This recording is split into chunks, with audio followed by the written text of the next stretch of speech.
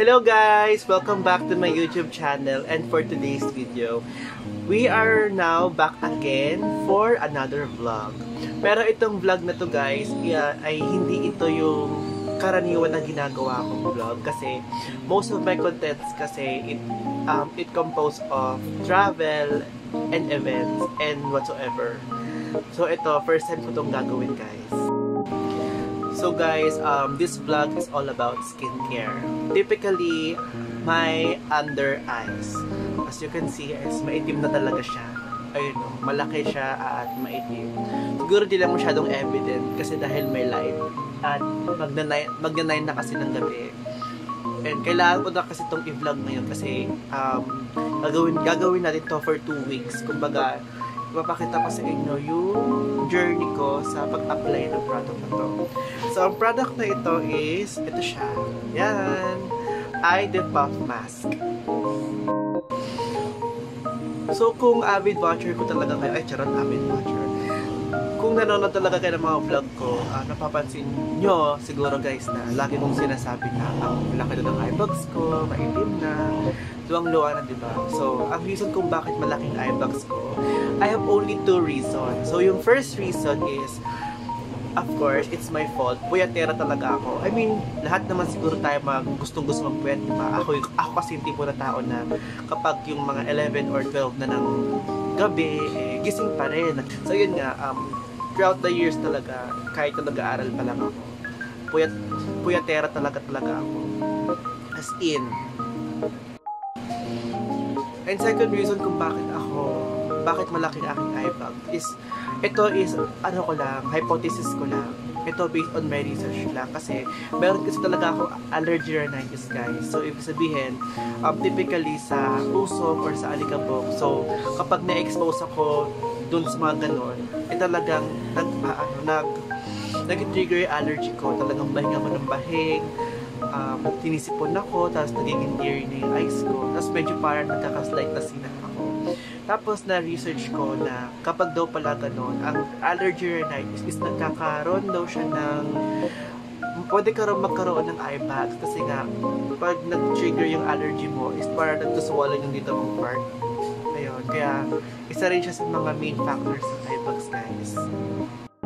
So naisip ko, I think it's about time na para I think somehow ma-reduce or mawala na to dark circles ko kasi ang laki na talaga.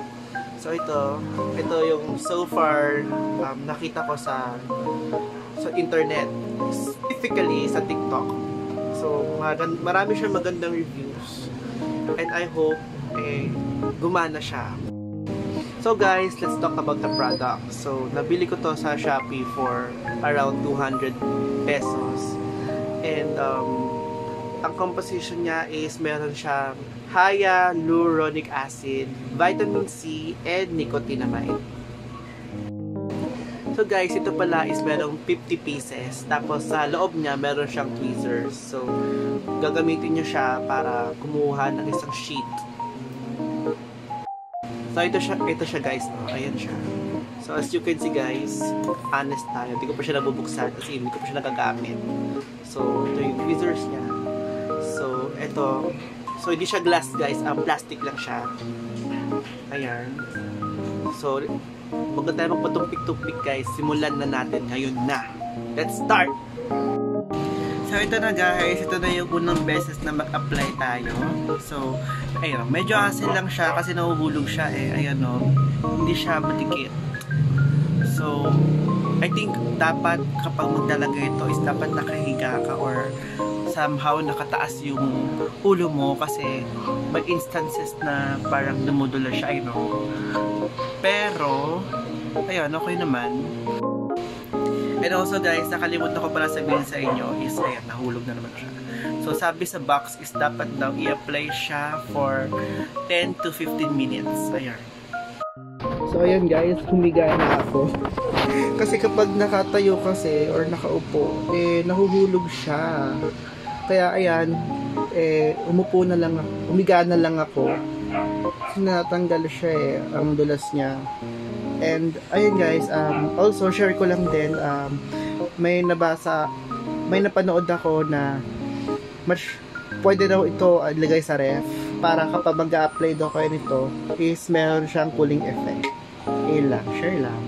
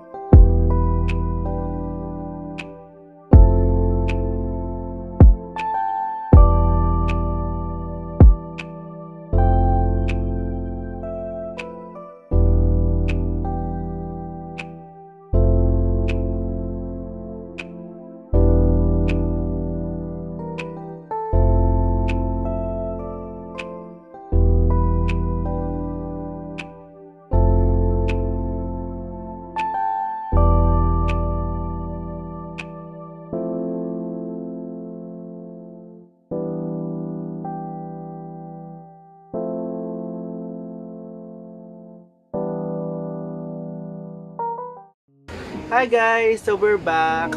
So today is October 8, Sunday. And sabi ko diba nung nakaraan, 2 weeks na din itong gagawin. Tapos before tayo mag-comparison. And bukas yung 14th day. Kaso marami kasi kaming workload ngayon. And as much as possible, gusto ko na rin sana itong i-upload kasi marami pang mga videos na naka-line up sa vlog natin. Ayan. So, ayun lang.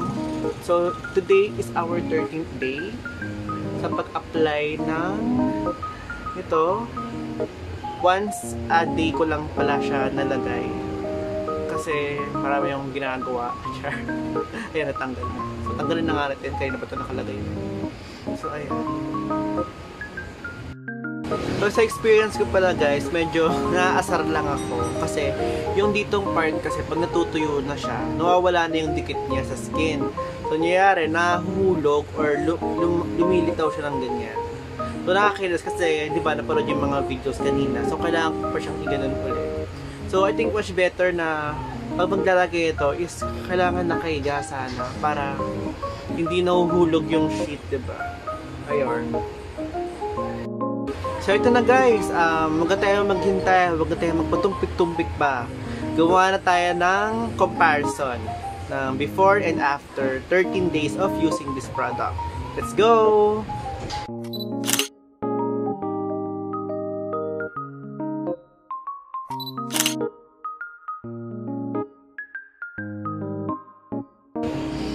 So, yun guys. Naipakita ko na sa inyo yung before and after pictures ko.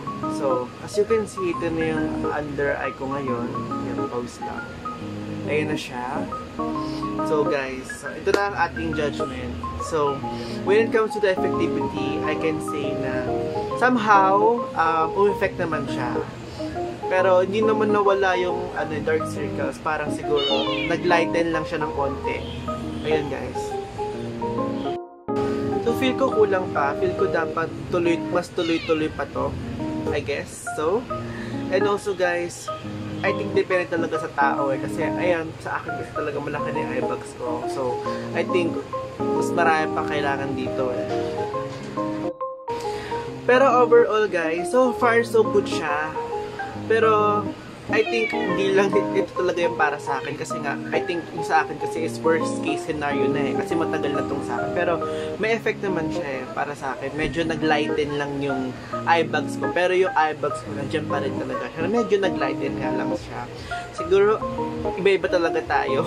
Siguro talaga under eye failure talaga yung ano ko or surgery na. So wag naman sana kasi nag-try muna ako ng iba't ibang products bago tayo pumunta doon sa ganong kind of treatment, di ba? Pero I guess guys, I think it still depends on you kung gusto nyo bilhin to. Pero I think it depends din sa case ninyo. Pero sa akin, gumana naman siya. Pero not that truly impressive. Kasi nga, malaki na siguro yung eye bags ko na hindi na kaya ng isang ganito lang. Ayan guys. Guys, this is not sponsored pala guys. And gusto ko lang din talaga i-share yung experience ko sa inyo. Kasi na matagal ko na talaga tong problema. Pero guys, the product is good. But I think yung effect is iba-iba talaga tayo. Yun guys, ang hirap pala gumawa ng product review, no? Pero guys, kung may nakikita kayong kakaiba dun sa before and after ko, or kahit ngayon, di ba?